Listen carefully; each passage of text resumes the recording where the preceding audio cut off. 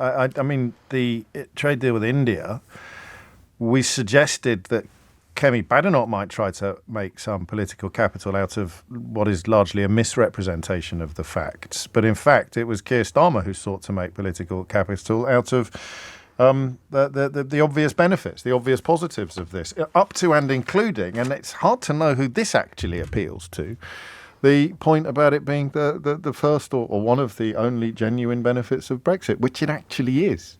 So that got us all a bit blindsided. It did indeed. I mean, I wonder whether potentially, I mean, someone from the Conservatives did say to me this morning they suspected Kemi Badenoch would go on that. I wonder whether the fact that Jonathan Reynolds, the Trade Secretary, the Business Secretary, has pushed back so firmly on it this morning actually made them change course and talk about winter fuel, which actually I thought was probably a better line of questioning to go down. Maybe it just needed one broadcaster in this country to actually explain the facts, and the Conservatives were listening and realised that all of the nonsense being spouted by Farage and co was precisely that. I don't know. I could think of someone that had actually taken the trouble to do that, but it did spike any guns. I think the facts would have worked in Keir Starmer's favour. And Badenoch is not Nigel Farage. She's not very good at turning lies into emotive provocation. So perhaps the decision was taken not to bother trying. He will. And actually, when somebody did ask about it, there was one backbencher who asked about it, and Keir Starmer quite quickly said it was incoherent nonsense. Well, it just is. Anyway, back to winter fuel allowance, which he is now getting hit with from, as she effectively pointed out, from all sides, not just from the Tories, but also from the Lib Dems and from members of his own party as well. A big sense, I don't know if you're listening to this show, in the immediate aftermath of the elections last week, but a big sense from campaigners on the doorstep that the winter fuel allowance is a really big deal. Really big deal. And also, you know, that's been accepted by ministers as well. And as you say, it's every party is going for him on this, but also it's every faction of his party seems to be going for Keir Starmer on this as well. And it seemed like there was a moment yesterday morning where it seemed like there could be some sort of U-turn, and yes, it would be politically embarrassing, but maybe that was the best thing. And then at the lobby briefing, which is about midday, they said there won't be a change. There will be no change to this policy at all. Didn't seem to leave themselves much room, but it's not going away.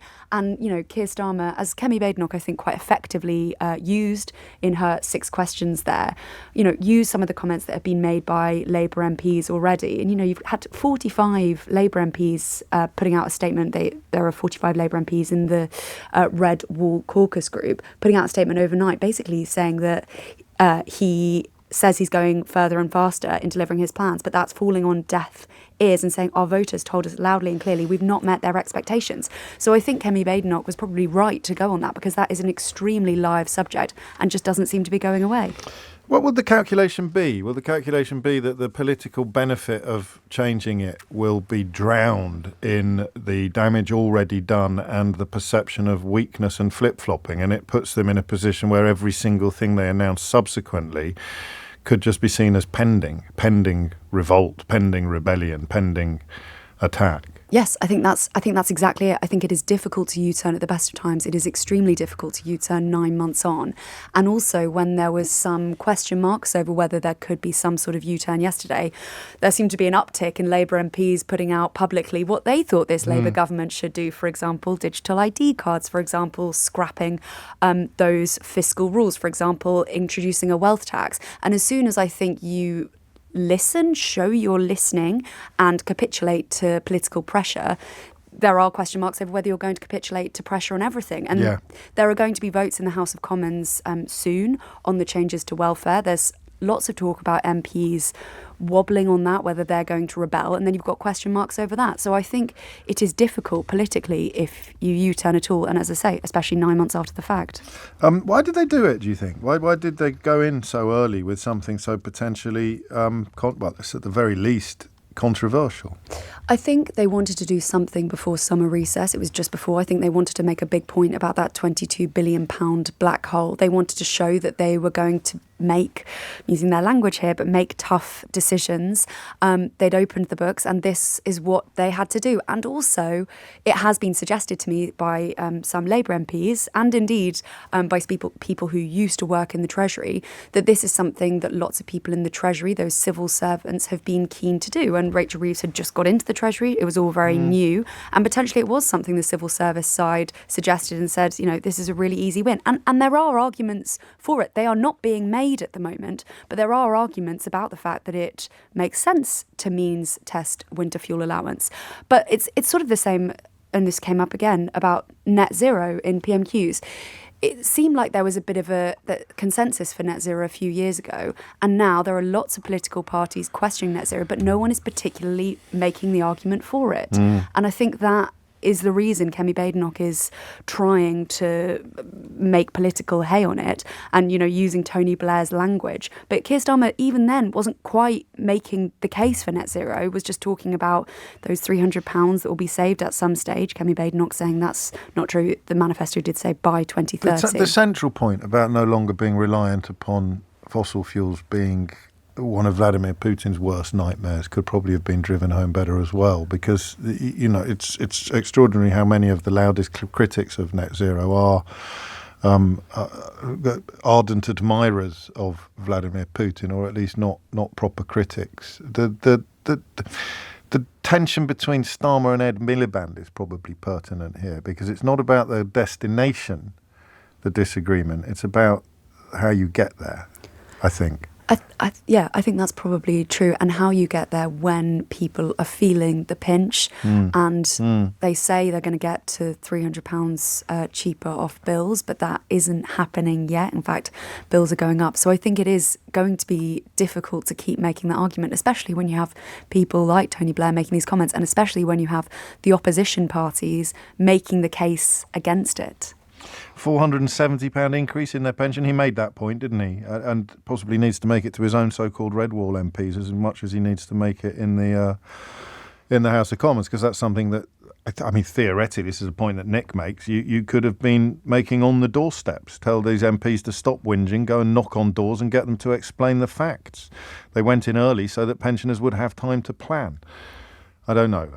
It's always a politically difficult thing, isn't it, to take money away from people perceived as deserving it, and easy to take money away from people perceived as not deserving it. Every pensioner household in Scotland, I'm conscious of how much of our PMQs coverage, especially since the SNP ceased to be the third party in the Commons, can be skewed towards London. Every pensioner household in Scotland will, of course, receive a winter fuel payment this year.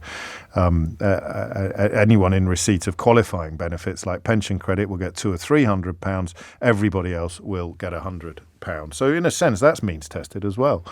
But nothing like, of course, what is happening down in England. The net zero stuff is a little bit confusing to me, Aggie. I kind of don't feel the emotion that many other people seem to feel. It's clearly perceived as being an incredibly live and important political issue, and yet it's not a subject that is ever brought up in my life in conversation.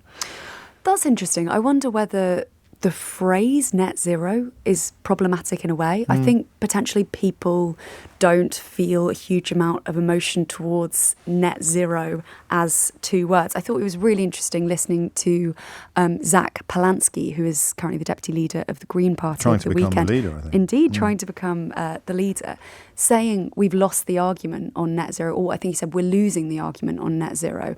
And I think there is a feeling, potentially you've put the nail on the head there, without that emotion behind it. And do you feel emotion if you hear about climate change rather than net zero? Yes. So maybe it's the language around it and people not really sure exactly what net zero means and what that will actually mean in practice. And at the moment, it's just something that is people feel it's resulting in job losses and bills going up, which isn't necessarily true. But I think that's the same argument that I was coming to a little earlier about the fact that people aren't necessarily making the argument for net zero, but you have lots of people making the argument against net zero. And I don't know if you saw Kyoto, when the RSC did the play Kyoto about the Kyoto Agreement, an absolutely breathtaking account of the depth and width of opposition to any form of curtailing the tyranny of fossil fuel companies, the big oil companies, the corruption, right up to UN meetings, absolutely extraordinary. The money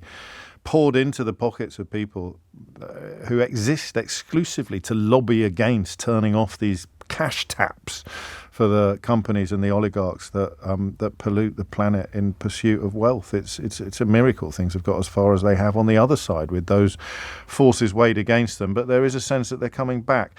Ant writes, 90% of pensioners don't need the winter fuel allowance, and a large proportion don't even want it. That's not the point, is it? And Ant might even be right, but there's a difference between statistical fact and political momentum, and the momentum here is very, very much against the Prime Minister. It's very much against the Prime Minister. I think also at the moment we're seeing huge amounts of, well, I suppose we always see it, but huge amounts of emotion behind things, and people on the doorstep, politicians were feeling that real emotion behind people basically angry about this. And I think I was speaking to a lot of politicians who've said that when people bring it up, it's not necessarily that they say, I can't afford this. Yeah. They say, Margaret, who lives a few doors down, she can't afford it and she's really proud and you are putting her in an impossible situation. And so I think that is part of the problem. I just wonder, coming back to your earlier point about why they did it in the first place, I think they also felt that this was the time when they just landed a huge majority to make difficult decisions. And if you make difficult decisions then you can make less difficult decisions later down the line and people will have forgotten it. And I don't think they ever could have seen this coming, that 9 months on it would be blamed by a number of people for losing all of those council seats and losing a by-election. It could still be blamed next May when there's another round of local elections. Will it still be in place when we finally get around to a general election? I'd say it was more likely than anyone would have thought 9 months ago. I suspect it probably will, partly because I think if they you turned on it now, I just honestly don't know whether it would make that much political difference. I think there's momentum behind the backlash, and the backlash at the moment is being pinned on that. But if it wasn't that, I think it might be something else. Aggie Chambre, LBC's political correspondent, thank you very much indeed.